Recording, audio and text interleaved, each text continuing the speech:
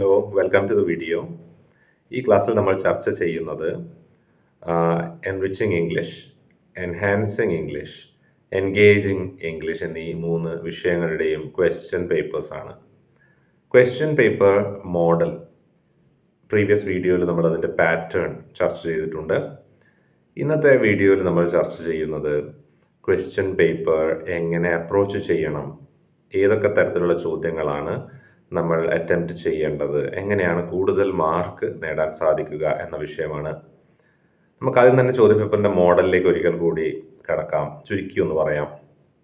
നമ്മുടെ കണ്ണൂർ യൂണിവേഴ്സിറ്റിയുടെ ability enhancement course AEC 3 credit വരെയുള്ള പേപ്പേഴ്സിന് 35 മാർക്കിലാണ് റിട്ടേൺ ടെസ്റ്റ് ഉണ്ടായിരിക്കുക. 15 മാർക്ക് ഇൻറ്റേർണൽസും 25 മാർക്ക് ബാക്കിയുള്ള കണ്ടിന്യൂസ് ഇവാലുവേഷനൊക്കെയാണ്. ഇപ്പം ഇവിടെ ശ്രദ്ധിക്കേണ്ട ഒരു കാര്യം, 35 മാർക്കിനാണ് റിട്ടേൺ ടെസ്റ്റ് വയ്ക്കുക. ഇതുപോലെയായിരിക്കും നിങ്ങളുടെ എക്സാം ഉണ്ടാവുക. അതിന് മാക്സിമം ടൈം നിങ്ങൾക്ക് ലഭ്യമാവുക 90 മിനിറ്റ്സ് ആണ്. എന്ന് വെച്ചാൽ 1.5 മണിക്കൂറാണ് നിങ്ങൾക്ക് സമയം ലഭിക്കുക എഴുതുന്നതിന് വേണ്ടി. 1.5 മണിക്കൂർ എന്ന് പറയാം, 90 മിനിറ്റ്. ഈ 90 മിനിറ്റ് കൊണ്ട് 35 മാർക്കിൻ്റെ ചോദ്യങ്ങൾ നിങ്ങൾ അറ്റംപ്റ്റ് ചെയ്യണം. പിന്നെ ഈ ക്വസ്റ്റ്യൻ പേപ്പറിൻ്റെ മറ്റൊരു പ്രത്യേകത 3 സെക്ഷൻസ് ആണ് ഇതിനുള്ളത് എന്നുള്ളതാണ്. Section A, B, C. Section A 3 മാർക്കിൻ്റെ ചോദ്യങ്ങളാണ് ചോദിക്കുക. 3 മാർക്കിൻ്റെ 3 ചോദ്യങ്ങൾ നിങ്ങൾ ഉത്തരം എഴുതണം. നിങ്ങളോട് 5 ചോദ്യങ്ങളോളം ചോദിക്കും, 3 എണ്ണം ഉത്തരം എഴുതണം. സെക്ഷൻ Bയിൽ ഇതുപോലെ തന്നെ 6 മാർക്കിൻ്റെയാണ് ചോദ്യം വരുന്നത്. അവിടെ 3 മാർക്കിൻ്റെ ചോദ്യം എത്ര എഴുതണം എന്ന് ചോദിച്ചാൽ 2 or 3 സെൻറ്റൻസ് ആണ് എഴുതേണ്ടി വരിക. നമുക്ക് ഓരോ സെക്ഷനും എത്രത്തോളം സമയം നൽകാമെന്ന് നമുക്ക് ചിന്തിക്കാം. സെക്ഷൻ A 2 or 3 സെൻറ്റൻസ് ആണ് ഉത്തരം എഴുതേണ്ടത്, 3 മാർക്കിനാണ്, 3 ചോദ്യങ്ങൾക്ക് ഉത്തരം എഴുതണം. സെക്ഷൻ B ആകട്ടെ 6 മാർക്കിനാണ് ചോദ്യം വരുന്നത്. സെക്ഷൻ C 7 മാർക്കിൻ്റെ 2 ചോദ്യങ്ങൾ ഉത്തരം എഴുതണം.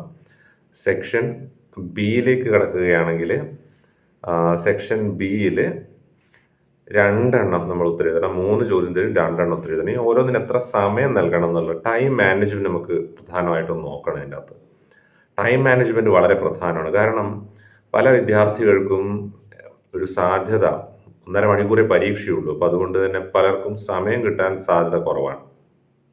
കാരണം അത്തരത്തിലുള്ള ചോദ്യങ്ങൾ ഉണ്ടാവുക. ഒന്നാമത്തെ സെക്ഷനിൽ വളരെ എളുപ്പമാണ്. സെക്ഷൻ A 3 മാർക്ക് വെച്ചിട്ടുള്ള 5 ചോദ്യം തരും. അതിൽ 3 എണ്ണേ എഴുതണ്ടു. ആകെ 3 എണ്ണം നിങ്ങൾ അറ്റംപ്റ്റ് ചെയ്യേണ്ടുള്ളൂ, എഴുതേണ്ടതുള്ളൂ. ഈ 3 എണ്ണത്തിൽ തന്നെ മിക്കവാറും ഒന്നാമത്തെ മൊഡ്യൂളിൽ നിന്ന് 2 ചോദ്യങ്ങൾ ചോദിക്കാനുള്ള സാധ്യതയുണ്ട്. അതുപോലെ തന്നെ ബാക്കിയുള്ള മൊഡ്യൂൾസിൽ നിന്ന്, എല്ലാ മൊഡ്യൂൾസിൽ നിന്നും ഓരോ ചോദ്യം വെച്ച് ഇതിൻ്റെ അകത്ത് ഉണ്ടാവും. ഓക്കെ, ടോട്ടൽ 4 മൊഡ്യൂളാണുള്ളത്, 5 ചോദ്യങ്ങൾ ഉണ്ടാവും. അപ്പോൾ ഒരു മൊഡ്യൂളിൽ നിന്ന് 2 ചോദ്യം ഏതോ ഒരു മൊഡ്യൂളിൽ നിന്ന് ഉണ്ടാവും. അത് ചിലപ്പോൾ മോസ്റ്റ് പ്രോബ്ലി ഫസ്റ്റ് മൊഡ്യൂൾ ആവാനാണ് സാധ്യത. എങ്കിലും ഒന്ന് ശ്രദ്ധിക്കുക, എല്ലാ മൊഡ്യൂൾസും ഒന്ന് വായിച്ചു വെക്കേണ്ടത് അത്യാവശ്യമാണ്. പിന്നെ ഇവിടെ നമ്മൾ 2 or 3 സെൻറ്റൻസിലെ ഉത്തരം എഴുതേണ്ടത് ആവശ്യമുള്ളൂ മാക്സിമം. അതുകൊണ്ട് ഓരോ ഉത്തരത്തിനും 2 മിനിറ്റ് സമയമെടുക്കുക. പെട്ടെന്ന് എഴുതാം എന്നർത്ഥം. ടോട്ടൽ 3 ക്വസ്റ്റ്യനാണ് എഴുതേണ്ടത്. അപ്പോൾ ടോട്ടൽ ടൈം 6 മിനിറ്റ് കൊണ്ട് സെക്ഷൻ A നിങ്ങൾ ഫിനിഷ് ചെയ്തിരിക്കണം. ക്ലിയർ അല്ലേ? ടൈം മാനേജ്മെൻറ്റ് ക്ലിയർ അല്ലേ? അതായത് നിങ്ങൾ പരീക്ഷ തുടങ്ങിക്കഴിഞ്ഞാൽ ആദ്യത്തെ 6 മിനിറ്റ് കൊണ്ട് സെക്ഷൻ A അപ്പുറം കടന്നിരിക്കണം. സെക്ഷൻ A കഴിഞ്ഞിരിക്കണം നിങ്ങൾ. ഓക്കെ, അങ്ങനെയാണെങ്കിൽ ബാക്കിയുള്ളത് എഴുതാൻ സമയമുണ്ടാവും. സെക്ഷൻ A ഈ 2 or 3 സെൻറ്റൻസ് എഴുതേണ്ടതിന് 1 മണിക്കൂർ ആലോചിച്ച് കഴിഞ്ഞാൽ പിന്നെ സമയം ഉണ്ടാവില്ല. സോ അതാണ് ഞാൻ എൻ്റെ പ്രീവിയസ് വീഡിയോസിലെല്ലാം നിങ്ങൾക്ക് കാണാൻ സാധിക്കും. അവിടെ കൃത്യമായി എൻഗേജിങ് ഇംഗ്ലീഷ്, എൻഹാൻസിങ്, എൻറിച്ചിങ് 3 പേരോടും പറയുന്നൊരു കാര്യമാണ്. അതായത് നിങ്ങൾ ഡെഫിനിഷൻസ്, അണ്ടർലൈൻ ചെയ്യാൻ പറയുന്ന ഡെഫിനിഷൻസ് പഠിക്കുക എന്നുള്ളത്. എല്ലാ വീഡിയോസിലും അണ്ടർലൈൻ ചെയ്യാൻ പറയുന്നുണ്ട്, ഡെഫിനിഷൻസ് നോട്ട് ചെയ്യാൻ പറയുന്നുണ്ട്. ആ ഡെഫിനിഷൻസ് പഠിച്ചാൽ മതി. ഇതിനധികം നോട്ടിൻ്റെ ആവശ്യമില്ല നിങ്ങൾക്ക്. ഒരുപാട് കുട്ടികൾ നോട്ട് ചോദിക്കുന്നുണ്ട്. നോട്ട് എവിടെ സർ, നോട്ട് തരുമോ? അപ്പോൾ നോട്ട് തരാൻ വളരെ ചുരുങ്ങിയ സമയം കൊണ്ടാണ് നമ്മൾ ഈ ഒരു മേഖലയിലേക്ക് കടന്നു വന്നത്, ഇങ്ങനെ ക്ലാസ്സുകൾ കൊടുക്കാനുള്ളൊരു സാധ്യത തെളിഞ്ഞത്. ഇത്തരത്തിലുള്ളൊരു സാഹചര്യം ഉണ്ടെന്ന് മനസ്സിലാക്കുന്നത് വളരെ ലേറ്റായി പോയി. അതുകൊണ്ട് തന്നെ എല്ലാ നോട്ട്സും പ്രിപ്പയർ ചെയ്യാനുള്ള സമയം എനിക്ക് ലഭിച്ചിട്ടില്ല. ഒരുപാട് പേരിനോട് ചോദിച്ചു, ഇമെയിൽ ഐഡി തന്നിട്ടുണ്ടായിരുന്നു ചിലർ. അവർക്കൊന്നും നോട്ട് അയച്ചു കൊടുക്കാൻ എനിക്ക് പറ്റിയിട്ടില്ല, തയ്യാറാക്കാനുള്ള സമയമില്ലാത്തത് കൊണ്ടായിരുന്നു. എന്നാൽ ഇവിടെ ഞാൻ നിങ്ങളോട് പറയുന്നു, സെക്ഷൻ എയിൽ ആകെ 2-3 സെൻറ്റൻസേ നിങ്ങൾ എഴുതേണ്ടതുള്ളൂ. 2 സെൻറ്റൻസ് അല്ലെങ്കിൽ 3 സെൻറ്റൻസ് മാക്സിമം. നമ്മുടെ ടെക്സ്റ്റിലുള്ള എല്ലാ ഡെഫിനിഷൻസും ഈ 2-3 സെൻറ്റൻസേ ഉള്ളൂ. ആ ഡെഫിനിഷൻസ് മാത്രം നിങ്ങൾ ഇവിടെ എഴുതിയാൽ മതി. ഈ ചോദ്യത്തിൻ്റെ പ്രാധാന്യം, അല്ലെങ്കിൽ ഈ ചോദ്യത്തിൽ നിന്ന് ചോദ്യം നിങ്ങളിൽ നിന്ന് ആവശ്യപ്പെടുന്ന കാര്യം അത്രയേ ഉള്ളൂ. അപ്പം അതുകൊണ്ട് അതിനപ്പുറം നിങ്ങൾ പോകേണ്ട ആവശ്യമില്ല, കൺസേൺഡ് ആവേണ്ട ആവശ്യമില്ല. ഇവിടെ വലിയ എസ്സേ ഒന്നും നിങ്ങൾക്ക് ആവശ്യമില്ലല്ലോ, 3 സെൻറ്റൻസ് അല്ലേ എഴുതുള്ളൂ. അതുകൊണ്ട് ഞാൻ എല്ലാ വീഡിയോയിലും അണ്ടർലൈൻ ചെയ്യാനും അത് പഠിച്ചു വെക്കുക എന്ന് പറഞ്ഞ ഡെഫിനേഷൻ പറയുന്നുള്ളത് നിങ്ങൾ പഠിച്ചു വെക്കണേ, പ്രത്യേകം ശ്രദ്ധിക്കണം. ഇനി ഇവിടെ ശ്രദ്ധിക്കാം, മാർക്ക് എത്രയാ? 3 മാർക്ക്. ടോട്ടൽ ക്വസ്റ്റ്യൻസ് 5 ആണ്. ഔട്ട് ഓഫ് 5 നിങ്ങൾ എത്ര എഴുതണം എന്ന് ചോദിച്ചാൽ 3 എണ്ണം എഴുതണ്ടു. അത് പ്രത്യേകം ശ്രദ്ധിക്കാം, 3 എണ്ണം മാത്രമേ എഴുതണ്ടു. 3 കൂടുതൽ എഴുതിയാൽ എന്താ കുഴപ്പം? 3 എണ്ണത്തിൻ്റെ മാർക്കേ കൂട്ടുള്ളൂ. അതിൽ ഏറ്റവും കൂടുതൽ മാർക്ക് ഏതിനാ വന്നത് അത് മാത്രമേ എടുക്കുകയുള്ളൂ. ഓക്കെ, അപ്പോൾ വാല്യുവേഷനിൽ അങ്ങനെ ഒരു പ്രശ്നമുണ്ട്. അതുകൊണ്ട് നിങ്ങൾ എന്ത് ചെയ്യുക, 3 ചോദ്യങ്ങൾക്ക് മാത്രം ഉത്തരം എഴുതുക. 3-ൽ കൂടുതൽ എഴുതിയിട്ട് കാര്യമില്ല, അതിൽ വാല്യൂ ചെയ്യില്ല. പിന്നെ സംശയം വന്ന് നിങ്ങൾക്ക് ഒരുത്തരം എഴുതി തെറ്റിപ്പോയെന്ന് സംശയം, ഡെഫിനിഷൻ, അപ്പം വേണമെങ്കിൽ നിങ്ങൾക്ക് എന്ത് ചെയ്യാം, അത് തടയാതെ നിങ്ങൾക്ക് അടുത്തത് എഴുതാം, അത് വെട്ടിക്കളയാതെ നിങ്ങൾക്ക് അടുത്ത ഡെഫിനിഷൻ അറിയുമെങ്കിൽ അത് എഴുതാം, 4 എണ്ണം എഴുതി വെക്കാം. പക്ഷെ നിങ്ങൾ മനസ്സിലാക്കുക, ഈ 4 എണ്ണം വാല്യൂ ചെയ്ത് ഏറ്റവും കൂടുതൽ മാർക്ക് ഏതിനാണോ കിട്ടുന്നത് ആ 3 എണ്ണം ആയിരിക്കും നിങ്ങൾക്ക് പരീക്ഷയ്ക്ക് മാർക്കിന് വേണ്ടി എടുക്കുക. ബാക്കി ഒന്നിനെ ഡ്രോപ്പ് ചെയ്യും. അങ്ങനെയാണ് സംഭവിക്കുക. അപ്പോൾ അതുകൊണ്ട് എല്ലാം എഴുതിയിട്ടും കാര്യമൊന്നുമില്ല. എല്ലാം എഴുതുക എന്ന് പറയുമ്പോൾ ഇതല്ല ഉദ്ദേശിക്കുന്നത്, ഓപ്ഷനിലുള്ള എല്ലാം എഴുതുക എന്നുള്ളതാണ്. ഇവിടെ ഓപ്ഷൻ 3 എണ്ണം എഴുതാനാണ്, ഓപ്ഷൻ എഴുതിയാൽ മതി എന്നുള്ളതാണ് ഓർമ്മിക്കുക. ഒരു ആൻസർ എഴുതാൻ 2 മിനിറ്റ് എടുക്കുക, 2 മിനിറ്റിനുള്ളിൽ തീർക്കുക, 2 മിനിറ്റ് കഴിഞ്ഞു പോകരുത്. ടോട്ടൽ 6 മിനിറ്റ് കൊണ്ട് ഫിനിഷ് ചെയ്യണം. ഓക്കെ, വളരെ പ്രധാനമാണ്. ഇനി നമ്മൾ കുറച്ചും കൂടിയും എഴുതാനുള്ളൊരു സെക്ഷനിലേക്ക് പോവുകയാണ്. സെക്ഷൻ ബി ആണ് ഇനി അടുത്തത് ക്വസ്റ്റ്യൻ പേപ്പറിൽ വരുന്ന സെക്ഷൻ. 6 മാർക്കാണ് ഇവിടെ ഒരു ചോദ്യത്തിന് തന്നെ കിട്ടാൻ വേണ്ടി പോകുന്നത്. എനി 2 ഔട്ട് ഓഫ് 3, 3 എണ്ണം തരും. 3 ചോദ്യം ഉണ്ടാവും, ഏതെങ്കിലും 2 എണ്ണമാണ് നിങ്ങൾ എഴുതേണ്ടത്. ഈ സെക്ഷൻ്റെ ഏറ്റവും വലിയ പ്രത്യേകത ഞാൻ പറയുന്നത് ശ്രദ്ധിച്ച് കേൾക്കണം. ഒന്നാമത്തെ ചോദ്യം ഈ സെക്ഷനിൽ മിക്കവാറും ഒരു കോംപ്രിഹെൻഷൻ ക്വസ്റ്റ്യൻ ആയിരിക്കും. അതായത് ഒരു പാരഗ്രാഫ് നിങ്ങൾക്ക് തരും, ക്വസ്റ്റ്യൻ പേപ്പറിൽ ഉണ്ടാവും. ആ പാരഗ്രാഫിൻ്റെ താഴെയായി 6 ചോദ്യങ്ങൾ ഉണ്ടാവും. ഈ 6 ചോദ്യത്തിന് നിങ്ങൾ പാരഗ്രാഫിൽ നിന്ന് ഉത്തരം കണ്ടെത്തി എഴുതണം. അപ്പോൾ അതായത് നിങ്ങൾക്ക് ഓരോ മാർക്ക് ഈ ഓരോ ചോദ്യത്തിനും കിട്ടും, ടോട്ടൽ 6 മാർക്ക്. അപ്പോൾ അവിടെ എഴുതാൻ വളരെ എളുപ്പമാണ്. ഈ പാരഗ്രാഫ് നോക്കി ഉത്തരം എഴുതേണ്ട പണിയേ ഉള്ളൂ. നമ്മൾ സ്വന്തമായിട്ടൊന്നും പഠിച്ചിട്ട് പോകേണ്ട ആവശ്യമില്ല. അപ്പോൾ ഒന്നും പഠിക്കാണ്ട് പരീക്ഷയ്ക്ക് പോകുന്ന കുറേ പേര് ഉണ്ടാവും. അപ്പോൾ അങ്ങനെ ഒന്നും പഠിക്കാതെ പോകുന്നവർക്ക് രക്ഷപ്പെടാനുള്ളൊരു വഴിയാണ് ഈ 6 മാർക്ക് അടിച്ചെടുക്കുക എന്നുള്ളത്. അപ്പോൾ കോംപ്രിഹെൻഷൻ ക്വസ്റ്റ്യൻ ഓർമ്മിക്കുക, മിക്കവാറും സെക്ഷൻ ബി ഫസ്റ്റ് ക്വസ്റ്റ്യൻ തന്നെ അതായിരിക്കും. അങ്ങനെയാണെങ്കിൽ ആദ്യം നിങ്ങൾ ചെയ്യേണ്ടത് കോംപ്രിഹെൻഷൻ്റെ പാരഗ്രാഫ് നന്നായി ഒരു തവണ വായിക്കണം. ഒരു തവണ പാരഗ്രാഫ് വായിക്കണം. ടോട്ടൽ ടൈം എത്ര വേണമെന്നുള്ളത് ആദ്യം ഞാൻ പറയാം. 20 മിനിറ്റ് ഇവിടെ ഓരോ ചോദ്യത്തിനും എടുക്കാം നിങ്ങൾക്ക്. 20 മിനിറ്റ് ടോട്ടൽ ടൈം. നമുക്ക് 2 ചോദ്യമാണല്ലോ, അപ്പം 40 മിനിറ്റ്. അപ്പം 40 മിനിറ്റ് 46 മിനിറ്റ് ഓൾറെഡി കഴിഞ്ഞിരിക്കുന്നു അല്ലേ? ഏകദേശം 3/4 മണിക്കൂറോളം കഴിഞ്ഞു. ഇനി എത്രയുള്ളത്? നമുക്ക് 1.5 മണിക്കൂറാണല്ലേ? അപ്പോൾ ഏകദേശം ഇനി നിങ്ങൾക്കറിയാം അത്രയും തന്നെ ഏകദേശം ഉണ്ടെന്ന് പറയാം അല്ലേ? അതെ, ഏകദേശം 3/4 മണിക്കൂറാണ് ഇനിയും ബാക്കിയുണ്ടെന്ന് പറയാം. അപ്പോൾ ഇവിടെ നിങ്ങൾ ശ്രദ്ധിക്കേണ്ടത് 20 മിനിറ്റ് ഒരു ചോദ്യത്തിന് എടുക്കാമെന്ന് ഞാൻ പറയാൻ കാരണം, വായിച്ചു നോക്കണം. പാരഗ്രാഫ് വായിച്ചു നോക്കി അതിലെ പ്രധാന ആശയം എന്തെന്ന് മനസ്സിലാക്കണം. അങ്ങനെ മനസ്സിലാക്കാനൊരു നിങ്ങളൊരു 5 മിനിറ്റ് എടുക്കാം പാരഗ്രാഫ് വായിക്കാൻ വേണ്ടി മാത്രം, അല്ലെങ്കിൽ 10 മിനിറ്റ് പാരഗ്രാഫ് വായിക്കാൻ വേണ്ടി മാത്രം എടുക്കാം, നഷ്ടമില്ല. എന്നിട്ട് ഓരോ ചോദ്യത്തിനും ഉത്തരം എഴുതാൻ ബാക്കി 10 മിനിറ്റ് എടുക്കുക. ശരാശരി 2 മിനിറ്റിനുള്ളിൽ ഒരു ചോദ്യം എഴുതേണ്ടി വരും. കാരണം 6 ചോദ്യങ്ങളുണ്ട്. 10 മിനിറ്റ് കൊണ്ട് 2 മിനിറ്റ് വെച്ച് എഴുതാൻ നോക്കിയാൽ 6 മിനിറ്റ് അല്ലെങ്കിൽ 10 മിനിറ്റ് കടന്നു പോകും. അപ്പോൾ 2 മിനിറ്റും ചുരുക്കി 2-ൽ കുറവ് മിനിറ്റ് എടുത്തുകൊണ്ട് ഓരോ ചോദ്യത്തിനും ഉത്തരം എഴുതേണ്ടി വരും. 20 മിനിറ്റ് ധാരാളമാണ് ഈ ഒരു ചോദ്യത്തിന് ആൻസർ ചെയ്യാൻ. പാരഗ്രാഫ് വായിക്കാൻ വേണ്ടി 5 മിനിറ്റ് മുതൽ 10 മിനിറ്റ് വരെ നിങ്ങൾക്ക് എടുക്കാം. അതിനുശേഷം വരുന്ന ചോദ്യങ്ങൾ പെട്ടെന്ന് എഴുതണം എന്നുള്ളതാണ് നിബന്ധന, ശ്രദ്ധിക്കുക. പിന്നെ ഈ ടൈം മാനേജ്മെൻറ്റ് ഞാൻ നിങ്ങൾക്ക് പറഞ്ഞു തരുന്ന ഒരു ടെക്നീക്കാണ്. അല്ലാതെ ക്വസ്റ്റ്യൻ പേപ്പറിൽ നിങ്ങൾക്ക് ഒരു സെക്ഷൻ ഇത്ര സമയം കൊണ്ട് തീർക്കണം എന്നൊന്നും ഉണ്ടാവില്ല. അത് ഞാൻ എടുത്തു പറയട്ടെ, അങ്ങനെ തെറ്റിദ്ധരിക്കരുത്. നമുക്ക് സമയം എഴുതി തീരാൻ സമയം കിട്ടുന്നില്ല, എഴുതി തീർക്കാൻ പറ്റുന്നില്ല, സമയം കിട്ടാതെ കുറെ എഴുതാണ്ടായിപ്പോയി എന്നുള്ള കൂട്ടുകാർക്ക് വേണ്ടിയിട്ടാണ് ഇത് ഞാൻ പറയുന്നത്. അങ്ങനെ ഒരുപാട് പേര് പറയാറുണ്ട് പരീക്ഷ എഴുതി കഴിഞ്ഞിട്ട് സമയം കിട്ടിയില്ല, സമയം കിട്ടിയെങ്കിൽ എഴുതായിരുന്നു എന്നൊക്കെ. അങ്ങനെ പറയുന്ന സുഹൃത്തുക്കൾക്ക് വേണ്ടിയാണ് ഈ വീഡിയോ ചെയ്യുന്നത്. പ്രത്യേകമായി ശ്രദ്ധിക്കുക, ഈ സമയം അതായത് ഒരു സെക്ഷൻ ഇത്ര സമയം എന്നൊന്നും യൂണിവേഴ്സിറ്റിയുടെ ക്വസ്റ്റ്യൻ പേപ്പറിൽ നിങ്ങൾക്ക് അങ്ങനെ കാണാൻ സാധിക്കില്ല. ടോട്ടൽ ടൈം ഉണ്ടാവും, അതിനുള്ളിൽ നിങ്ങൾ ചെയ്ത് തീർക്കണം. എൻ്റെ ഒരു ടൈം മാനേജ്മെന്റ് ടെക്നിക്ക്, ഞാൻ ക്വസ്റ്റ്യൻ പേപ്പർ മോഡലൊക്കെ നോക്കിയ സമയത്ത് എനിക്ക് തോന്നിയ ഒരു സജഷൻ ഞാൻ നിങ്ങളുമായിട്ട് പങ്കുവെക്കുന്നു എന്നുള്ളതാണ് ഇവിടെ നിങ്ങൾക്ക് കാണാൻ കഴിയുക. അപ്പോൾ ഈ സജഷൻസ് നിങ്ങൾ ഫോളോ ചെയ്താൽ തീർച്ചയായിട്ടും നിങ്ങൾക്ക് സ്വന്തമായി ഈ ടൈം മാനേജ്മെന്റ് ചെയ്തുകൊണ്ട് പെട്ടെന്ന് തന്നെ പരീക്ഷ ഫിനിഷ് ചെയ്യുക, എല്ലാ ഉത്തരങ്ങളും എഴുതാം, കൃത്യസമയത്ത് പേപ്പർ വെക്കാനും സാധിക്കും. അപ്പോൾ നമ്മൾ സെക്ഷൻ ബി ടോട്ടൽ ഒരു 40 മിനിറ്റ് കൊണ്ട് എഴുതണം. എന്നാലേ നമുക്ക് ഫുള്ള് എഴുതാൻ സമയം കിട്ടുള്ളൂ. പിന്നെ ശ്രദ്ധിക്കേണ്ട കാര്യം, ഈ സെക്ഷൻ ബിയുടെ വേറൊരു സീക്രട്ടാണ്. സെക്ഷൻ ബിയിൽ മിക്കവാറും ഇനി വരുന്ന രണ്ടാമത് വരുന്ന ചോദ്യം, ആദ്യത്തെ ചോദ്യം കോംപ്രിഹെൻഷൻ ക്വസ്റ്റ്യൻ ആണെന്ന് പറഞ്ഞു.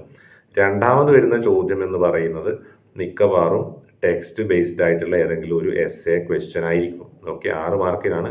ഏകദേശം ഒരു 60 വേർഡ്സ് അല്ലെങ്കിൽ 100 വേർഡ്സ് എഴുതാനാണ് ചോദിക്കുക. അതായത് ഒരു പേജ് എഴുതുക. നിങ്ങൾ 1.5 പേജല്ല, ഒരു പേജ് എഴുതുക. ഏകദേശം 60 വേർഡ്സാണ് ചോദിക്കുക. അപ്പം ഒരു പേജിലെ 3/4 പേജ്, അര പേജിന് മുകളിൽ എഴുതുക എന്ന് മാത്രമേ ഉദ്ദേശിക്കുന്നുള്ളൂ. ഇനി അത്ര എഴുതാൻ പറ്റിയില്ലെങ്കിൽ പോലും നിങ്ങൾ ശരി ഉത്തരം എഴുതുക എന്നുള്ളതാണ് ഏറ്റവും പ്രധാനം, ശ്രദ്ധിക്കുക. ഇനി അതുപോലെ രണ്ടാമത്തെ ചോദ്യം ഞാൻ പറഞ്ഞു, മോസ്റ്റ് പ്രോബബ്ലി ടെക്സ്റ്റ് ബേസ്ഡ് ചോദ്യം തന്നെ ആയിരിക്കും. For example barriers to communication പോലുള്ള. പക്ഷെ അത് ഫസ്റ്റ് മൊഡ്യൂളാണ് എൻഗേജിങ്ങിലെ, അത് ഡീറ്റെയിൽഡിന് ചോദിക്കുന്നില്ല എന്ന് കേട്ടു. സോ നിങ്ങൾ അതായത് റൈറ്റിംഗ് അതുപോലെ തന്നെ റീഡിംഗ് എന്നുള്ള മൊഡ്യൂൾ, നിങ്ങൾ ഏത് ടെക്സ്റ്റ് പഠിക്കുന്നവരായാലും ഓർമ്മിക്കുക, റൈറ്റിംഗ് റീഡിംഗ് മൊഡ്യൂൾസിൽ നിന്നാണ് ഈ സെക്ഷൻ ബിയും സെക്ഷൻ സിയിലെയും ചോദ്യങ്ങൾ എടുത്തിട്ടുള്ളത്. ആ 2 മൊഡ്യൂളിൽ നിന്ന് ചോദ്യം എടുക്കും. അപ്പം അതുകൊണ്ട് തന്നെ ആ 2 മൊഡ്യൂളും ഡീറ്റെയിൽഡ് ആയിട്ടുള്ള പഠനത്തിന് വേണ്ടി മാറ്റി വെക്കണം. അപ്പം റൈറ്റിംഗ് ചിലപ്പോൾ ടൈപ്സ് ഓഫ് എസ്സേസ് അല്ലെങ്കിൽ റീഡിംഗിൽ ടൈപ്സ് ഓഫ് ടെക്സ്റ്റ് ഒക്കെ ഉണ്ട്, ചിലപ്പോൾ അതായിരിക്കാം ഈ 6 മാർക്കിന് ചോദിക്കുന്നുണ്ടാവുക. അങ്ങനെ കുറച്ച് ഡീറ്റെയിൽ എഴുതേണ്ട ഒരു ക്വസ്റ്റ്യൻ ആയിരിക്കും ഉണ്ടാവുക. ഇനി മൂന്നാമത്തെ ചോദ്യം, ഇവിടെ 3 ചോദ്യങ്ങൾ ചോദിക്കാം സെക്ഷൻ ബിയിൽ. മൂന്നാമത്തെ ചോദ്യം മോസ്റ്റ് പ്രോബബ്ലി ഒരു സമ്മറൈസിങ് ക്വസ്റ്റ്യൻ ആയിരിക്കും. 1/3 ഓഫ് ദ പാസേജ് ആക്കി നമുക്കൊരു പാസേജ് തരും, വീണ്ടും ഒരു പാരഗ്രാഫ് അല്ലെങ്കിൽ ഒരു പാസേജും കൂടി ക്വസ്റ്റ്യനിൽ ഉണ്ടാവും. അതിനെ വീണ്ടും 1/3 ആക്കി സമ്മറൈസ് ചെയ്യാനാണ് പറയുക. 1/3 സമ്മറൈസ് ചെയ്യുക. ഇത് മൂന്നാമത്തെ ചോദ്യമാകാനുള്ള ഒരു സാധ്യത കൂടുതലാണ്. അങ്ങനെയാണെങ്കിൽ അതിനും ഈ പറഞ്ഞ പോലെ നിങ്ങൾ 20 മിനിറ്റ് എടുക്കാം. വായിക്കാൻ 20 മിനിറ്റ്, വായിക്കാൻ 10 മിനിറ്റ്, ആൻസർ ചെയ്യാൻ വീണ്ടും 10 മിനിറ്റ്. ആ രീതിയിൽ നിങ്ങൾക്ക് ടൈം മാനേജ് ചെയ്യാവുന്നതാണ്. ടോട്ടൽ 20 മിനിറ്റിനുള്ളിൽ ഇത് എഴുതി തീർക്കണം. ഓക്കെ, ഒരു ചോദ്യം. ഓൾറൈറ്റ്, എസ്സേ ആണെങ്കിൽ അത്, അല്ലെങ്കിൽ സമ്മറൈസിങ് ആണെങ്കിൽ അത്. ഇനി അതല്ല കോംപ്രിഹെൻഷൻ ആണെങ്കിൽ നിങ്ങൾക്ക് എഴുതാൻ എളുപ്പമെങ്കിൽ കോംപ്രിഹെൻഷനും സമ്മറൈസിങ്ങും എഴുതാം. എൻ്റെ ഒരു സജഷൻ, നിങ്ങൾ ഒന്നും പഠിക്കാതെ പോകുന്ന ആൾക്കാരെ സംബന്ധിച്ച് കോംപ്രിഹെൻഷനും സമ്മറൈസിങ് ഉണ്ടെങ്കിൽ അതും എഴുതുന്നതാണ് ഏറ്റവും നല്ലത്. ടെക്സ്റ്റ് ബേസ് ഉത്തരം എഴുതി വെറുതെ കൊളാക്കാതിരിക്കുക. പഠിച്ചിട്ട് പോകുന്നവർക്ക് ഏറ്റവും നല്ലത് ഒരു കോംപ്രിഹെൻഷൻ ചെയ്യുക, പിന്നെ ടെക്സ്റ്റ് ബേസ്ഡ് ആൻസർ ചെയ്യുക. കാരണം സമ്മറൈസിങ് ചെയ്യുമ്പോൾ നമ്മൾ എക്സാമല്ലേ എഴുതുന്നത്, അപ്പോൾ നമുക്ക് എപ്പോഴും ഈ പറഞ്ഞ പോലെ നമ്മുടെ മാനസികാവസ്ഥയും ടെൻഷനും എല്ലാം ഉണ്ടല്ലോ. അപ്പോൾ ഈ സമ്മറൈസിങ് ചെയ്യുമ്പോൾ വേർഡ്സ് ഒന്നും കറക്റ്റ് എണ്ണി നോക്കാൻ നമുക്ക് പറ്റണമെന്നില്ല. ചിലപ്പോൾ ഏറിയും കുറഞ്ഞൊക്കെ ഉണ്ടാവും, സമ്മറി പ്രോപ്പർ ആവണമെന്നില്ല, ആശയങ്ങൾ ചിലത് വിട്ടുപോയിട്ടുണ്ടാവും. അങ്ങനെയുള്ള പ്രശ്നങ്ങൾ അവിടെ കാണുന്നുണ്ട്. അതുകൊണ്ട് തന്നെ എല്ലാം പഠിച്ചിട്ട് അല്ലെങ്കിൽ ടെക്സ്റ്റ് വായിച്ചിട്ട് പോകുന്ന ഒരാളെ സംബന്ധിച്ച് ഒരിക്കലും ആ റിസ്ക് എടുക്കേണ്ട ആവശ്യമില്ല. ടെക്സ്റ്റ് ബേസ്ഡ് ആൻസർ എഴുതുന്നതാണ് എപ്പോഴും സേഫ്. ഒന്നും പഠിക്കാതെ പോകുന്ന ആളെ സംബന്ധിച്ച് സമ്മറി എഴുതി കഴിഞ്ഞാൽ നിർബന്ധമായിട്ടും അതിൻ്റെ മാർക്ക്, നിങ്ങളിപ്പോൾ ഒരു 6 മാർക്കിൻ്റെ ചോദ്യമാണല്ലോ, 6 മാർക്കിൻ്റെ ചോദ്യത്തിന് എന്തായാലും 3 മാർക്ക് അവിടെ നിങ്ങൾക്ക് കിട്ടും. അപ്പോൾ അതുകൊണ്ട് തന്നെ ഒന്നും പഠിക്കാതെ പോകുന്നവർക്ക് ഏറ്റവും വലിയ അഡ്വാൻറ്റേജ് ആണ് ഈ പറഞ്ഞ സമ്മറൈസിങ്ങും അതുപോലെ തന്നെ കോംപ്രിഹെൻഷനും. അതുപോലെ ടെക്സ്റ്റ് പഠിച്ചിട്ട് പോകാൻ സാധിക്കുന്നവർക്ക്, കൃത്യമായി വായിച്ചിട്ട് പോകുന്നവർക്ക്, കൃത്യമായി വീഡിയോസൊക്കെ കണ്ടിട്ട് പോകുന്നവരാണെങ്കിൽ നിങ്ങൾക്ക് ഏറ്റവും നല്ലത് ടെക്സ്റ്റ് ബേസ്ഡ് ആയിട്ടുള്ള ഒരു ചോദ്യം എടുക്കുകയും ഒരു ചോദ്യം കോംപ്രിഹെൻഷൻ എടുക്കുകയും ചെയ്യുന്നതാണ്. സമ്മറൈസിങ് വേണമെങ്കിൽ ഒഴിവാക്കാവുന്നതാണ്. ഈ രീതിയിൽ ആൻസർ ചെയ്യുക. അപ്പോൾ കുറച്ചുകൂടി നിങ്ങൾക്ക് മാർക്കിനെ കുറച്ചുകൂടി നിങ്ങൾക്ക് നന്നായിട്ട് കൊണ്ടുവരാൻ സാധിക്കും, നല്ലൊരു മാർക്കിലേക്ക് എത്താൻ വേണ്ടി സാധിക്കും. സെക്ഷൻ സിയിലേക്ക് പോയി കഴിഞ്ഞാൽ 7 മാർക്കിനാണ് ഓരോ ചോദ്യം. അപ്പോൾ സെക്ഷൻ സി 14 മാർക്കിൻ്റെ സെക്ഷനാണെന്ന് ഓർക്കുക. സെക്ഷൻ ബി 12 മാർക്കിനായിരുന്നു, സെക്ഷൻ സി 14 മാർക്കാണ് ഒറ്റയടി കിട്ടാൻ വേണ്ടി പോകുന്നത്. എനി 2 ഔട്ട് ഓഫ് 3 3 ചോദ്യങ്ങൾ നിങ്ങൾക്ക് ഇവിടെ നൽകും. മൂന്നിലേതെങ്കിലും രണ്ടെണ്ണമേ നിങ്ങൾ എഴുതേണ്ടതുള്ളൂ. 2 ചോദ്യം മാത്രം. ഇതിൽ നിങ്ങൾ 20 മിനിറ്റ് ഓരോ ചോദ്യത്തിനും എടുക്കാം. അതായത് ഇവിടെയും 40 മിനിറ്റ്. അപ്പോൾ ഏകദേശം നിങ്ങൾ ബാക്കി നിങ്ങൾക്ക് ചിലപ്പോൾ ഒരു 3-4 മിനിറ്റ് ഉണ്ടാവും. മൊത്തം ഒന്ന് വായിച്ചു നോക്കാൻ നിങ്ങൾക്ക് അത് എടുക്കാം പരീക്ഷയ്ക്ക്. അപ്പോൾ ഇവിടെ ഒരു 40 മിനിറ്റ് നിങ്ങൾക്ക് കൊടുക്കാം ടോട്ടൽ. അതായത് ടോട്ടൽ 40, ഓരോ ചോദ്യത്തിനും 20 വെച്ച്. ഇവിടെ ചോദിക്കാൻ സാധ്യതയുള്ള ചോദ്യങ്ങൾ എന്ന് പറയുന്നത്, ഒന്ന് ഒരു CV ആൻഡ് കവർ ലെറ്റർ ചോദ്യം എന്തായാലും ഈ സെക്ഷനിൽ ഉണ്ടാവും. അതല്ലെങ്കിൽ എന്താണ് റെസ്യൂമേ ആൻഡ് കവർ ലെറ്റർ എന്നും ചോദിക്കാം. രണ്ടിൻ്റെ ഉത്തരം നിങ്ങൾ ഒരുപോലെ എഴുതിയാൽ മതി. നമ്മുടെ വീഡിയോ കൊണ്ട് എങ്ങനെയാണ് CV കവർ ലെറ്റർ എഴുതേണ്ടത് എന്നുള്ളത് ശ്രദ്ധിക്കുക. പിന്നെ ജനറൽ എസ്സേ ആണ് ഇവിടെ മറ്റൊന്ന് വരാൻ സാധ്യതയുള്ളത്. അതായത് ഏതെങ്കിലും ഒരു കോമൺ വിഷയം തരും. ഗ്ലോബൽ വാർമിംഗ് അല്ലെങ്കിൽ ഡൗറി സിസ്റ്റം അല്ലെങ്കിൽ ലീഡർഷിപ്പ് സ്കില്ലിനെ കുറിച്ചൊക്കെയുള്ള ചോദ്യങ്ങൾ ഈ സെക്ഷനിൽ ചോദിക്കാൻ സാധ്യത കൂടുതലാണ്. അത് ജനറൽ ക്വസ്റ്റ്യൻ ആയിട്ടാണ് വരിക. ചില വിഷയങ്ങളിൽ ഈ ലീഡർഷിപ്പ് ഒക്കെ പഠിക്കുന്നുണ്ട്. അവർ വിചാരിക്കും ആ ടെക്സ്റ്റിലുള്ള ക്വസ്റ്റ്യൻ ആണ്. അവർക്ക് വേറെ ചോദ്യം വരിക. ലീഡർഷിപ്പ് പഠിക്കുന്നവർക്ക് അത് വരണമെന്നില്ല. കാരണം ഈ ലീഡർഷിപ്പിന്റെ ചാപ്റ്റർ ഉള്ളത് എൻറിച്ചിങ്ങുകാർക്കാണ് പറയുന്നത്. എൻറിച്ചിങ് ഇംഗ്ലീഷ് ലീഡർഷിപ്പിന്റെ ചാപ്റ്റർ ലാസ്റ്റിലാണ്, 4th മൊഡ്യൂളിലാണ്. 4th മൊഡ്യൂൾ ഷോർട്ടിലേ ചോദിക്കുള്ളൂ. മനസ്സിലായില്ലേ? റീഡിങ് ആൻഡ് റൈറ്റിംഗ് മൊഡ്യൂൾസ് എന്നാണ് ഡീറ്റെയിൽഡ് ആയിട്ടുള്ള B സെക്ഷനും C സെക്ഷനും വരുന്നത്. സോ ഇവിടെ ഉദ്ദേശിക്കുന്ന എസ്സേ റൈറ്റിംഗ് ആണ്. അത് നിങ്ങൾക്ക് അറിയുമെന്നുള്ളതാണ് ചോദ്യം. അപ്പോൾ എസ്സേ റൈറ്റിംഗ് എന്ന് പറഞ്ഞിട്ടൊരു ഒരു സെക്ഷൻ, ഒരു യൂണിറ്റ് നിങ്ങളുടെ റൈറ്റിംഗ് മൊഡ്യൂളിൽ ഉണ്ടാവും. Essay writing essays. ആ പരിപാടി വെച്ചിട്ടാണ് ഇവിടെ നിങ്ങളോട് ചോദ്യം ചോദിക്കുന്നത്. അപ്പോൾ ഡിഫറെൻറ്റ് ടൈപ്സ് ഓഫ് എസ്സേസ് അല്ലെങ്കിൽ ഡിഫറെൻറ്റ് സ്റ്റൈൽസ് ഓഫ് എസ്സേസ് നമ്മൾ അതിൽ കാണുന്നുണ്ട്. അതിലുള്ള ആ രീതിയിലുള്ള ഒരു ചോദ്യമായിരിക്കും ഇത്. അപ്പോൾ ഇവിടെ നിങ്ങളോട് പ്രാക്ടിക്കലി ഒരു എസ്സേ എഴുതാനാണ് ആവശ്യപ്പെടുക. ജനറൽ എസ്സേ എഴുതാൻ 20 മിനിറ്റ് കൊണ്ട് എഴുതണം. നിങ്ങൾ 20 മിനിറ്റ് കൊണ്ട് എഴുതണം. എത്ര വേണം എസ്സേ, എത്ര വലിപ്പം വേണമെന്ന് ചോദിച്ചു കഴിഞ്ഞാൽ ഒരു 150 വേർഡ്സ് ആണ് യൂണിവേഴ്സിറ്റി ക്വസ്റ്റ്യനിൽ ഉണ്ടാവുക എന്നുള്ളതാണ് കിട്ടിയ നിർദ്ദേശം, നമുക്ക് കിട്ടുന്ന സൂചനകൾ. എന്ന് വെച്ചാൽ ഒരു 200 വേർഡ്സിന് താഴെ, അതായത് ഏകദേശം 1.5 പേജാണ് അതിൻ്റെ വലിപ്പം സൂചിപ്പിക്കുന്നത്. 1.5 പേജ് എഴുതണം. പക്ഷേ നമുക്ക് കിട്ടുന്ന ഒരു ഫീഡ്ബാക്ക് അല്ലെങ്കിൽ ഒരു നമ്മുടെ സുഹൃത്തുക്കളായ അധ്യാപകരിൽ നിന്നോ കിട്ടുന്ന ഒരു ഫീഡ്ബാക്ക്, വാല്യുവേഷന് പോകുന്ന അധ്യാപകരിൽ നിന്നോ കിട്ടുന്ന ഒരു ഫീഡ്ബാക്ക് വെച്ചിട്ട് തീർച്ചയായിട്ടും ശ്രദ്ധിക്കേണ്ട ഒരു കാര്യം, കറക്റ്റ് ആൻസർ ഉണ്ടെങ്കിൽ കുറച്ച് വേർഡ്സ് അങ്ങോട്ടും ഇങ്ങോട്ടും ആയാലൊന്നും വിഷയമില്ല എന്നുള്ളത് തന്നെയാണ്. പ്രോപ്പർ ആൻസർ ഉണ്ടാവണം, അത് മസ്റ്റാണ്. അപ്പോൾ ഇവിടെ എസ്സേയുടെ കാര്യത്തിൽ ഒരു 150 വേർഡ്സ് ആണ് എഴുതേണ്ടത്. അപ്പോൾ നിങ്ങൾ ശ്രദ്ധിക്കുക, 1.5 പേജാണ് അതിൻ്റെ വലിപ്പം വരുന്നതെന്ന് അറിഞ്ഞു വെക്കുക. പലരുടെയും മനസ്സിൽ ആ ഒരു ആശങ്കയുണ്ടാവും, എത്ര എഴുതിയാലാണ് ഇതിൻ്റെ ഒരു കൺക്ലൂഷനിൽ എത്തേണ്ടത്. നിങ്ങൾക്ക് ചിലപ്പോൾ ഒരുപാട് എഴുതാൻ പറ്റുന്ന ഒരു വിഷയമായിരിക്കും, സമയവും ചിലപ്പോൾ നിങ്ങൾക്ക് ഉണ്ടാവും. അപ്പം നിങ്ങൾ എന്ത് ചെയ്യണം, നിങ്ങൾ ഈ 1.5 പേജ് എഴുതിയിട്ട് നിർത്തുക. അതുവരെ എഴുതുക. ഓക്കെ, 1.5 പേജിന് മാക്സിമം 2 പേജിൻ്റെ ഉള്ളിൽ നിർത്തണം. അതിനപ്പുറത്തേക്ക് പോകരുത്. പ്രത്യേകം ശ്രദ്ധിക്കുക. 1.5 പേജാണ്, 150 വേർഡ്സ് ആണ്, 150 വേർഡ്സ് ആണ്. Meaning you can write almost 1.5 pages. Okay, try not to write more than 2 pages at any cost. Okay, 1.5 പേജിൽ കുറച്ച് കൂടിയാലും കുഴപ്പമില്ല, ഇച്ചിരി കുറഞ്ഞാലും കുഴപ്പമൊന്നുമില്ല. എന്നാൽ 1/2 പേജ് ഒന്നും ആയി പോകാതിരിക്കാൻ പ്രത്യേകം ശ്രദ്ധിക്കണം. അതൊരു കോമൺ സെൻസ് ആണ്, അല്ലേ? ഒരു എസ്സേ ആണ്. So obviously you are suppose to write an essay പോലെ തോന്നുമെങ്കിലും വേണം, at least visibly it should look like an essay പോലെ കാണപ്പെടണം, അല്ലേ? അല്ലാതെ ഞാൻ എസ്സേയാണ് എഴുതിയത്, 2 വരിയുണ്ട് എന്ന് പറഞ്ഞിട്ട് കാര്യമില്ല. It is not an essay, right? Essay by definition it has to be long. അത് വലുതായിരിക്കണ്ടേ, ഒരു അനാലിസിസ് ആണല്ലേ, കുറച്ച് വലുതാവണ്ടേ.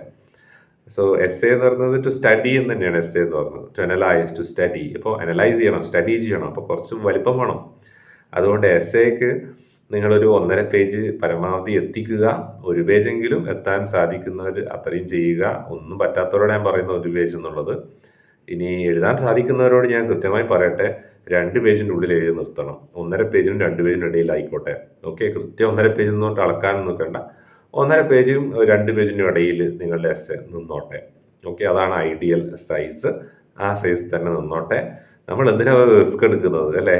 വാല്യുവേഷൻ ചെയ്യുന്ന ഒരു എക്സാമിനർക്ക്, നിങ്ങളുടെ അധ്യാപകനായിരിക്കും, അധ്യാപികയായിരിക്കും, അവർക്ക് എസ്സേ എന്ന് പറയുമ്പോൾ ഒരു കോൺസെപ്റ്റ് ഉണ്ട് മനസ്സിൽ. 2 വരി എഴുതിയിട്ട് ഞാനിത് എസ്സേ എഴുതിയിരിക്കുന്നു, എൻ്റെ ഉത്തരം പെർഫെക്റ്റ് ആണ്, 2 വരിയെല്ലാം കാച്ചി കുറുക്കിയിട്ടുണ്ട് എന്ന് പറഞ്ഞു കഴിഞ്ഞാൽ ഉത്തരം അതിനകത്ത് ഉണ്ടാവുമെങ്കിൽ നമുക്ക് മാർക്ക് കൊടുക്കാൻ പറ്റുമോ? ഫുൾ മാർക്ക് കൊടുക്കാൻ പറ്റുമോ? മാർക്ക് കൊടുക്കാം, 1 മാർക്ക് കൊടുക്കാം. ഫുൾ മാർക്ക് കൊടുക്കാൻ പറ്റുമോ? ഇല്ല. ഇവിടെ 7 മാർക്കിന് എസ്സേ ചോദിച്ചിരിക്കുന്നത്. 7 മാർക്ക് നിങ്ങൾക്ക് കൊടുക്കാൻ പറ്റുമോ? ഇല്ല. 7 മാർക്ക് കിട്ടണമെങ്കിൽ മിനിമം നിങ്ങൾ എന്ത് ചെയ്യണം? വേർഡ് കൗണ്ട് ഫില്ല് ചെയ്യണം. അത് നിങ്ങൾ അങ്ങനെ മനസ്സിൽ ധരിക്കുക. മനസ്സിലായല്ലോ? ഇനി അതിൻ്റെ വേറൊരു കാര്യം ഞാൻ പറഞ്ഞുതരാം. ഇതൊന്ന് കഴിഞ്ഞിട്ട് പറഞ്ഞുതരാം. ഈ വീഡിയോയിൽ തന്നെ പറയാം. വേറൊരു സീക്രട്ട് ഞാൻ പറഞ്ഞുതരാം. അതിന് മുമ്പായിട്ട് അടുത്ത ചോദ്യം, CV ആൻഡ് കവർ ലെറ്റർ അല്ലെങ്കിൽ റെസ്യൂമേ ആൻഡ് കവർ ലെറ്റർ രണ്ടിൻ്റെ ഉത്തരം നമ്മൾ വേറൊരു വീഡിയോയിൽ കൊടുത്തിട്ടുണ്ട്. നിർബന്ധമായി കാണുക. അവിടെ ഫുൾ മാർക്ക് വാങ്ങാൻ പറ്റുന്ന ഒരു ചോദ്യമാണത്. ഒന്നും ടെക്സ്റ്റ് ഒന്നും പഠിക്കാതെ പോകുന്നവർക്ക് ആ വീഡിയോ കണ്ടാൽ മനസ്സിലാവും. ആ വീഡിയോ കണ്ടിട്ട് പോവുക. CV എഴുതുക, കവർ ലെറ്റർ എഴുതുക. ഓക്കെ, കവർ ലെറ്റർ ആദ്യം വെക്കുക, CV അതിന് ശേഷം എഴുതുക. ഫുൾ മാർക്ക് കിട്ടും അതിൻ്റെ അകത്ത്. ആ ഫോർമാറ്റ് മാത്രം മക്കളെ ഒന്ന് ഫോക്കസ് ചെയ്ത് പഠിച്ചാൽ മതി. ഫുൾ മാർക്കാണ്. എന്തിനാ വെറുതെ കളയുന്നത്? ചില ആൾക്കാരുണ്ട്, ഞാൻ ടെക്സ്റ്റ് ഒന്നും പഠിച്ചിട്ടില്ല, എനിക്ക് ടെക്സ്റ്റ് പോലും ഇല്ല, ഒന്നും പഠിച്ചിട്ടില്ല, ഒന്നും പഠിക്കാതെ പരീക്ഷയ്ക്ക് പോകുന്നു പറയുന്ന ആൾക്കാരെ ഞാൻ കണ്ടിട്ടുണ്ട്. ഒരുപാട് പേരുടെ അടുത്ത് പറയുന്നുണ്ട്. അപ്പോൾ അവരോട് കൂടി ഞാൻ ഈ വീഡിയോയിൽ സംസാരിക്കുകയാണ്. അവരോട് പറയുകയാണ്, നിങ്ങൾ എന്തിനാണ് ഇത്ര ടെൻഷൻ അടിക്കുന്നത്? ഈ കാര്യങ്ങളൊക്കെ ശ്രദ്ധിച്ചാൽ മതി, നല്ല മാർക്ക് കിട്ടിക്കോളും. Don't worry about it. Okay, നിങ്ങളെ അങ്ങോട്ട് പഠിപ്പിച്ച് നിങ്ങളുടെ തല പൊട്ടിക്കാനുള്ള ഒരു സിലബസ് അല്ല ഇത്. ഇവിടെ നിങ്ങളുടെ പ്രാക്ടിക്കൽ സ്കിൽസ് ഒന്ന് എൻഹാൻസ് ചെയ്യാനുള്ള സിലബസ് ആണ്. അപ്പം നിങ്ങൾ എന്ത് ചെയ്യണം? നിങ്ങൾ റിയൽ ലൈഫിൽ കുറച്ച് ഇതുപോലുള്ള ലാംഗ്വേജ് എക്സസൈസ് ഒക്കെ ഉപയോഗിച്ച് ഭാഷാപരമായി ഒന്ന് മെച്ചപ്പെടാൻ വേണ്ടിയിട്ട് മാത്രമാണ്. നിങ്ങളെ ദ്രോഹിക്കാനുള്ളൊരു സിലബസ് ആയിട്ട് നിങ്ങൾ ഇതിനെ കാണണ്ട. നിങ്ങൾക്ക് ഇത് വളരെ സിമ്പിൾ സിലബസ് ആണ് ആക്ച്വലി. മനസ്സിലായില്ലേ? വളരെ സിമ്പിളായിട്ട് മാർക്ക് വാങ്ങുക എന്നുള്ളത്. നിങ്ങൾ വീഡിയോസ് കാണുക, വളരെ വളരെ സിമ്പിളാണ് ഇതിൻ്റെ അകത്ത്. പ്രത്യേകിച്ച് CV, കവർ ലെറ്റർ എന്ന് പറയുന്ന ആ ഫോർമാറ്റ് നിങ്ങളൊന്ന് പഠിച്ചാൽ മാത്രം മതി. എങ്ങനെയാണ് ഫോർമാറ്റ് എഴുതേണ്ടതെന്ന് വ്യക്തമായിട്ട്, വളരെ വ്യക്തമായിട്ട് ഞാൻ ഒരു വീഡിയോയിൽ പറയുന്നുണ്ട്. അതിനപ്പുറത്തേക്ക് നിങ്ങൾക്ക് സംശയങ്ങളൊന്നും ഉണ്ടാവേണ്ട ഒരു ആവശ്യമില്ല. അതുപോലെ ഫോളോ ചെയ്തോ, ഫുൾ മാർക്ക് വാങ്ങിക്കോ, എൻജോയ് കേട്ടോ. അത് ഉറപ്പാണ്. അപ്പോൾ CV, കവർ ലെറ്റർ രണ്ടിനും കൂടി 20 മിനിറ്റ് കൊടുക്കാവുക. കാരണം നമുക്ക് ജനറൽ എസ്സേ എഴുതണം, അത് വിട്ടുപോരുത്. ഈ ഒന്നും പഠിക്കാതെ പരീക്ഷയ്ക്ക് പോകുന്നവർക്ക് പ്രത്യേകം എടുത്ത് പറയുകയാണ്, ജനറൽ എസ്സേ ആയിരിക്കും. എന്തെങ്കിലും പൊതുവായിട്ട് എഴുതി വെച്ചാൽ തന്നെ മതി. 1.5 പേജ് എങ്ങനെയെങ്കിലും എത്തിക്ക്. അപ്പോൾ മാർക്ക് 7 മാർക്ക് എനിക്ക് കിട്ടിയില്ലെങ്കിൽ ഒരു പകുതിയെങ്കിലും കിട്ടും. അങ്ങനെ 14 മാർക്ക് എന്നുള്ള ആ ഒരു സെക്ഷനായത്. അത് ഫുള്ള് കളയല്ല നിങ്ങൾ. ടോട്ടൽ ഈ സെക്ഷനിൽ ഒരു 10 മാർക്കെങ്കിലും അടിച്ചെടുത്താൽ വലിയ കാര്യമല്ലേ? ഒന്ന് ആലോചിച്ച് നോക്കിയേ, അല്ലേ? ഇനി അപ്പോൾ 40 മിനിറ്റ് ടോട്ടൽ നിങ്ങൾക്ക് ഈ സെക്ഷനിൽ ഡെഡിക്കേറ്റ് ചെയ്യാം. ജനറൽ എസ്സേ പരമാവധി സ്പീഡിൽ എഴുതി, അതായത് ഒന്നും പഠിക്കാതെ പോകുന്നവർക്ക് ഒരു ടിപ്പ് തരാം. ഈ ജനറൽ എസ്സേ എന്നുള്ള ക്വസ്റ്റ്യൻ ഉണ്ട്. ഈ സെക്ഷനിൽ ഒരു എസ്സേ എഴുതാൻ പറ്റും. ആ എസ്സേ ഒരു 10 മിനിറ്റ് കൊണ്ട് 1.5 പേജ് എഴുതി എത്തിക്കാൻ പറ്റും, അല്ലെങ്കിൽ 15 മിനിറ്റ് കൊണ്ട് എത്തിക്കാൻ പറ്റിയാൽ ബാക്കി സമയം നിങ്ങൾക്ക് ഈ CVക്ക് കൊടുക്കാം, കവർ ലെറ്ററിന് കൊടുക്കുക. അത് കുറച്ച് നല്ല വൃത്തിക്ക്, നല്ല ഭംഗിക്ക്, നല്ല രീതിയിൽ, നല്ല കാണാൻ നല്ല മൊഞ്ചുള്ള രീതിയിൽ എഴുതി കഴിഞ്ഞാൽ കുറച്ചൊരു എന്ത് പറ്റും, കുറച്ചും കൂടി മാർക്ക് ഇങ്ങോട്ട് കിട്ടും. മനസ്സിലായില്ലേ? കുറച്ച് നീറ്റ്നെസ് ഉണ്ടെങ്കിൽ അതിന് മാർക്ക് കിട്ടും. ഈ CV എഴുതുമ്പോൾ അല്ലെങ്കിൽ കവർ ലെറ്റർ എഴുതുമ്പോൾ ആ ഫോർമാറ്റ് നല്ല വടിവത്ത രീതിയിൽ കൊണ്ടുവരാൻ പറ്റിയാൽ നല്ലതാണ്, മാർക്ക് കിട്ടും. അപ്പോൾ ഒന്നും പഠിക്കാതെ പോകുന്നവർക്ക് ഷുവർ 100% ഷുവർ ഞാൻ പറയുന്നു, പാസ്സാവാനുള്ള ഐഡിയ ആണ് ഈ പറഞ്ഞിരുന്നത്. 100% പാസ്സാവും നിങ്ങൾ. ഒരു പേടി നിങ്ങൾക്ക് വേണ്ട ഈ കാര്യത്തിൽ. 100% എന്ന് പറഞ്ഞാൽ ഞാൻ വേണമെങ്കിൽ എഴുതി ഒപ്പം കിട്ടുതരാം, അല്ല പിന്നെ. അതുകൊണ്ട് ആരും തന്നെ ഞാൻ പാസ്സാകുമോന്നും വിചാരിച്ചിട്ട് ഒന്നും പേടിക്കരുത്. പലരും ഡിഗ്രി നിർത്തണം എന്നൊക്കെ പറയുന്നുണ്ട്. അപ്പോൾ ഇത്രയും ഈസി സിലബസ് കിട്ടിയിട്ട് നിങ്ങൾ നിർത്തിയിട്ട് പോകരുത് എന്നാണ് എനിക്ക് പറയാനുള്ളത്.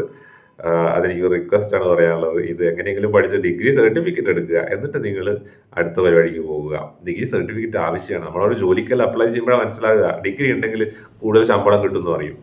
മാർക്കൊന്നും പ്രശ്നമല്ല, ഡിഗ്രി ക്വാളിഫൈ ചെയ്താൽ മതി എന്ന് പറയും. അപ്പോൾ എന്ത് ചെയ്യുക, അല്ലേ? Certificate is A must. അത് നിങ്ങൾക്ക് ആവശ്യമാണ്. അപ്പോൾ നിങ്ങൾ പെട്ടെന്ന് നിർത്തുന്നതിനെ കുറിച്ച് ചിന്തിക്കില്ല. ഈ പരീക്ഷ എഴുതിയിട്ട് നോക്ക് മാർക്കെല്ലാം എങ്ങനെ കിട്ടുന്നത് കേട്ടോ. പാസ്സാകുന്നുണ്ടെങ്കിൽ അന്നേരം നിങ്ങൾ തുടർന്ന് പഠിക്കുക, വെറുതെ.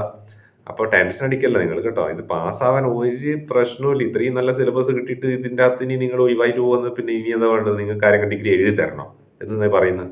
നിങ്ങൾക്ക് വേണ്ടിയിട്ട് ഡിഗ്രി ഞാൻ വന്നിട്ട് എഴുതി തരാം വേണ്ടേ? ഇത്രയും ഈസി സിലബസ് ആയത്. Do not worry. ഓക്കെ, ഒന്നും ടെൻഷൻ വേണ്ട, ഒരു ടെൻഷനും വേണ്ട. ജസ്റ്റ് ധൈര്യമായിട്ട് പോയി പരീക്ഷ എഴുതുക. ഞാൻ ഈ പറഞ്ഞ ടൈമിംഗ് ഒന്ന് കീപ്പ് ചെയ്യണം. കാരണം ലാസ്റ്റ് ആണെങ്കിൽ ടൈം കിട്ടാത്തൊരു പ്രശ്നം വരാൻ സാധ്യതയുള്ളതുകൊണ്ട് ഞാനിത് പറയാൻ കാരണം, എടുത്തു പറയുകയാണേ. പ്രത്യേകിച്ച് കുറച്ച് പഠിച്ചിട്ട് പോകുന്നവരെ സംബന്ധിച്ച് ഇനി അവരോട് സംസാരിക്കാം. ടെക്സ്റ്റൊക്കെ പഠിച്ചിട്ട് പോകുന്ന ആൾക്കാരോട് പറയുകയാണ്. ക്ലാസ് കൃത്യമായി അറ്റൻഡ് ചെയ്തവരോട് പറയുകയാണ്, നിങ്ങൾ കൃത്യമായി പഠിച്ചിട്ട് പോകുന്നവരാണ്. അപ്പോൾ കുറച്ച് സമയം ഈ പറഞ്ഞ ടൈം മാനേജ്മെൻറ്റ് ചെയ്തില്ലെങ്കിൽ ലാസ്റ്റ് സമയം കിട്ടാതെ പണിയായി പോകും. ഓക്കെ, ശ്രദ്ധിക്കുക. ഇനി സെക്ഷൻ സിൻ്റെ കാര്യം മനസ്സിലായല്ലോ. ഇനി ചെയ്യേണ്ട ഞാൻ പ്രധാനപ്പെട്ട ഒരു കാര്യത്തിലേക്ക് കടക്കുകയാണ്. ഞാൻ പറഞ്ഞുള്ളൊരു കാര്യം പറഞ്ഞുതരാമെന്ന് അതിലേക്ക് കടക്കുകയാണ്. നിങ്ങൾ ചെയ്യേണ്ടതെന്ന് വെച്ചാൽ 35 മാർക്കാണ് ടോട്ടൽ. പലരും എന്നോട് ചോദിച്ചാൽ എത്ര മാർക്ക് വേണം പാസ്സാവാനെന്ന്. പൊതുവിൽ അണ്ടർ ഗ്രാജുവേറ്റ് കോഴ്സുകൾ ആണെങ്കിൽ, അതായത് UG കോഴ്സുകളാണെങ്കിൽ, നിങ്ങൾ ചെയ്യുന്ന പോലെ ഡിഗ്രി കോഴ്സുകളാണെങ്കിൽ അല്ലെങ്കിൽ PG കോഴ്സുകളാണെങ്കിൽ പോലും 40% പാസ്സാവാനുള്ള മാർക്കിൻ്റെ പെർസെൻറ്റേജ് വരുന്നത്. 40% വേണം നോർമൽ കേസിൽ ക്വാളിഫൈ ചെയ്യാൻ. നമ്മുടെ ഈ പുതിയ സിലബസിൻ്റെ അടിസ്ഥാനത്തിൽ ആ പെർസെൻറ്റേജിന് ചെറിയ വ്യത്യാസമുണ്ടെന്നൊക്കെ പറഞ്ഞു കേൾക്കുന്നുണ്ട്. എനിക്ക് വ്യക്തതയില്ല അക്കാര്യത്തിൽ. പക്ഷേ എനിക്ക് വ്യക്തതയുള്ള വേറൊരു കാര്യം ഞാൻ നിങ്ങളോട് പറയട്ടെ. നിങ്ങൾ ഈ കോഴ്സ് ചെയ്തിട്ട് ഡിഗ്രി കംപ്ലീറ്റ് ചെയ്തിട്ട് ഈ സർട്ടിഫിക്കറ്റ് കൊണ്ട് നിങ്ങൾ ഹയർ സ്റ്റഡീസിന് പോവുകയാണെങ്കിൽ ഈ സർട്ടിഫിക്കറ്റ് കൊണ്ട് നിങ്ങൾ തുടർന്ന് ഏതെങ്കിലും ഒരു ജോലിക്ക് ശ്രമിക്കുകയാണ്. ഫോർ എക്സാമ്പിൾ, ഇത് കഴിഞ്ഞിട്ട് നിങ്ങളൊരു ബാങ്കിലെ ജോലിക്ക് വേണ്ടി ഒരു ടെസ്റ്റ് എഴുതാമെന്ന് വിചാരിക്കുക. അവിടെ നിങ്ങളോട് ചോദിക്കുക 60% മിനിമം മാർക്ക് ഉണ്ടോ ഡിഗ്രിക്ക് എന്നാണ്. ബാങ്ക് ഓഫീസർ ടെസ്റ്റിന് 60% ചോദിക്കും.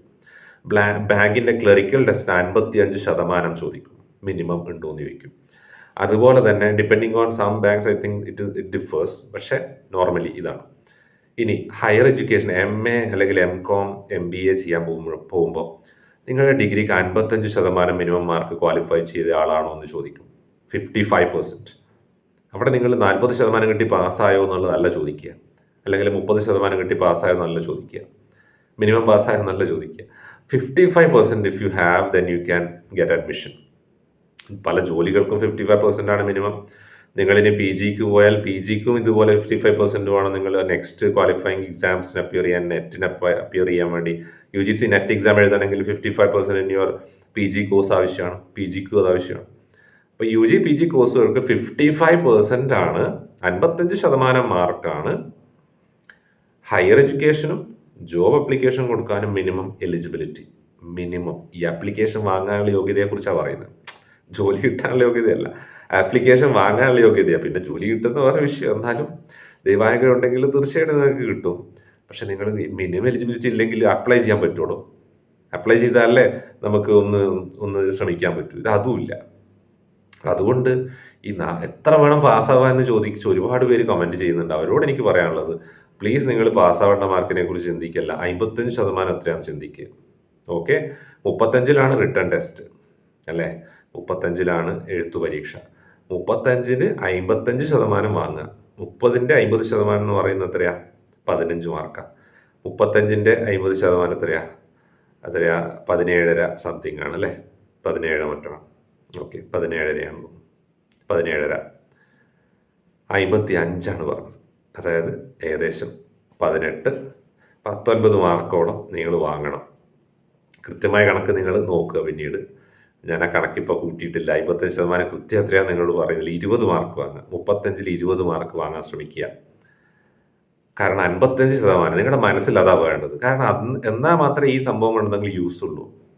അല്ലെങ്കിൽ നമ്മൾ പണ്ടൊരു പഴഞ്ചൊല്ലില്ലേ, പട്ടിക്ക് മുഴുവൻ തേങ്ങ കിട്ടി എന്ന് പറയാറുണ്ട്. അതിന് എന്താ ചെയ്യേണ്ടത് അതിന് അറിയത്തില്ല.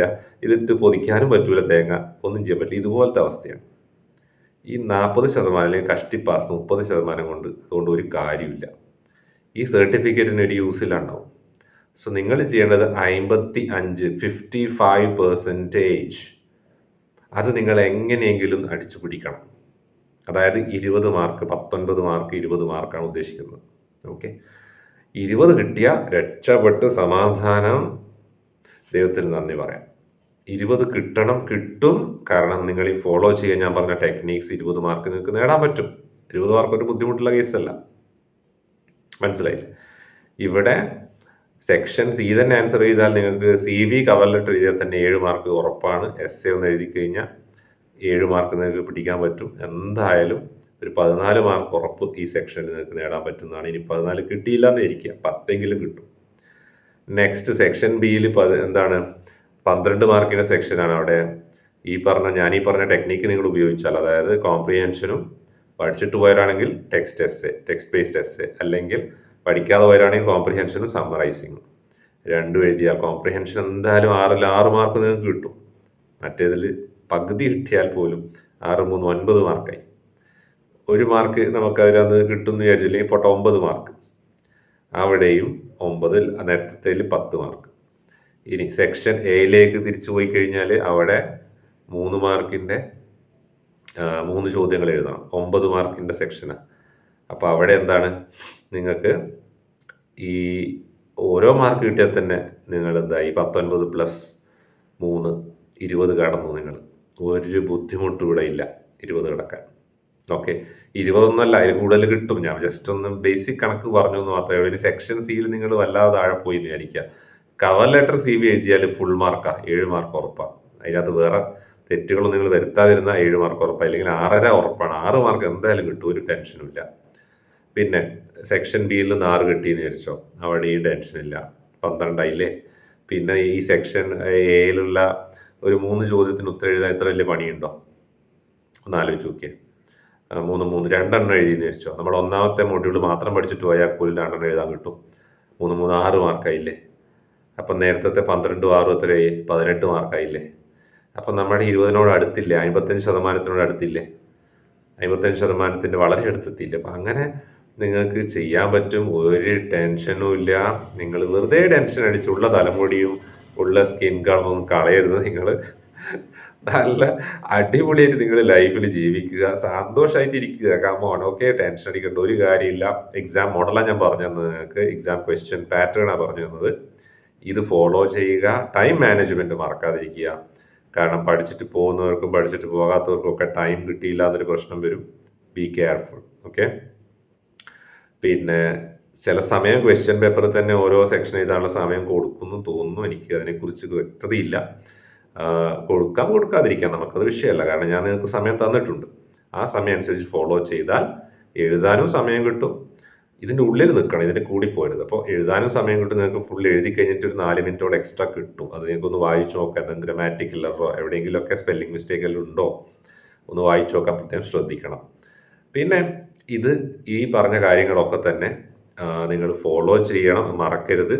ഇനി ഒന്നും പഠിച്ചിട്ടില്ല, ടെൻഷൻ അടിച്ചിരിക്കുകയാണ്, ഡിഗ്രി നിർത്തണം എന്ന് വിചാരിക്കുന്ന അങ്ങനെയുള്ള സുഹൃത്തുക്കൾക്ക് ഈ വീഡിയോ അയച്ചു കൊടുക്കുക. അവർക്കും കൂടി വേണ്ടിയിട്ടാണ് ഞാനിത് ചെയ്തത്. ഒരുപാട് പേര് ക്വസ്റ്റ്യൻസിൻ്റെ കാര്യത്തിൽ സംശയം ചോദിക്കുന്നുണ്ട്. എങ്ങനെയാണ് ചോദ്യം വരിക, എത്ര മാർക്ക് മിനിമം പാസ്സാകാൻ വേണം? ഈ മിനിമം പാസ് എന്നുള്ള കോൺസെപ്റ്റ് നോർമലി 14 മാർക്കാണ്, 40% എന്ന് പറഞ്ഞാൽ 35-ൻ്റെ അങ്ങനെ പറയുന്നുണ്ട്. പക്ഷേ ഞാൻ പറയട്ടെ, ഈ 14 ഞാൻ പലർക്കും കമൻറ്റ് രൂപത്തിൽ 14 എന്ന് ഇട്ട് കൊടുത്തിട്ടുണ്ട്. മിനിമം പാസ് എത്രയാണെന്ന് ചോദിച്ചാൽ 14 എന്നാണ് ഉത്തരം, അതുകൊണ്ടാണ് അങ്ങനെ പറഞ്ഞത്. പക്ഷേ എനിക്കതിനൊരു വിശദീകരണം കൊടുക്കണം തോന്നിയത് കൊണ്ടാണ് ഞാൻ പ്രത്യേകമായിട്ട് അത് ഈ വീഡിയോയിൽ എടുത്തു പറയുന്നത്. ഈ 14 മാർക്കിൻ്റെ കണക്ക് നമ്മൾ നോക്കാതിരിക്കുക. 55% എടുക്കുക. 35 മാർക്കിൻ്റെ 55% മാർക്ക് നേടണം. അത് മാത്രമേ നിങ്ങളെ ഹയർ എഡ്യൂക്കേഷന് പ്രാപ്തരാക്കുകയുള്ളൂ. നിങ്ങളിപ്പോൾ ഈ BA BCom BSc BCA ഒക്കെ കഴിഞ്ഞിട്ട് നിങ്ങൾ MA MCom MSc MBA ഒക്കെ ചെയ്യാൻ പോകുന്നവരുണ്ടെങ്കിൽ അവരെ സംബന്ധിച്ച് 55% മാർക്ക് നിർബന്ധമാണ്. എന്നാൽ മാത്രമേ ഹയർ എഡ്യൂക്കേഷന് പോകാനുള്ള മിനിമം ആപ്ലിക്കേഷൻ കൊടുക്കാനുള്ള ക്വാളിഫിക്കേഷൻ ആവുന്നുള്ളൂ നിങ്ങൾക്ക്. അതുകൊണ്ട് അത് ഡിസ്റ്റൻസ് ആയാലും ശരി, എങ്ങനെ പഠിച്ചാലും ശരി, നിങ്ങൾ ഈവൻ ഡിസ്റ്റൻസ് എഡ്യൂക്കേഷന് പോലും മിനിമം ക്വാളിഫിക്കേഷൻ 55% നിങ്ങൾക്ക് ഉണ്ടെങ്കിൽ അപ്ലൈ ചെയ്യാൻ പറ്റും. അതുകൊണ്ട് 55% വാങ്ങാൻ വേണ്ടി നോക്കുക. ഒന്നും പഠിക്കാത്തവർ പോലും 55% വാങ്ങാൻ നോക്കുക. അങ്ങനെയാണെങ്കിൽ നിങ്ങൾക്ക് ഇതിനെ കൊണ്ട് വലിയ ഉപകാരമുണ്ട്. ഡിഗ്രി സർട്ടിഫിക്കറ്റിനെ കൊണ്ട് ഇത് കഴിഞ്ഞതിന് ശേഷം ഭാവിയിൽ നമുക്ക് അതിനെക്കൊണ്ട് ഉപകാരമുണ്ട്. അപ്പോൾ അതുകൊണ്ട് നന്നായി പഠിക്കുന്നവരും ശ്രദ്ധിക്കുക. 55% മിനിമം ക്വാളിഫൈ ചെയ്തിരിക്കണേ, അതിൻ്റെ താഴെ പോകരുത്. നിങ്ങൾക്ക് കിട്ടും, അത് കിട്ടാൻ വലിയ ബുദ്ധിമുട്ടില്ലാത്തൊരു പേപ്പറാണിത് എന്നാണ് ഞാൻ സൂചിപ്പിച്ചത്.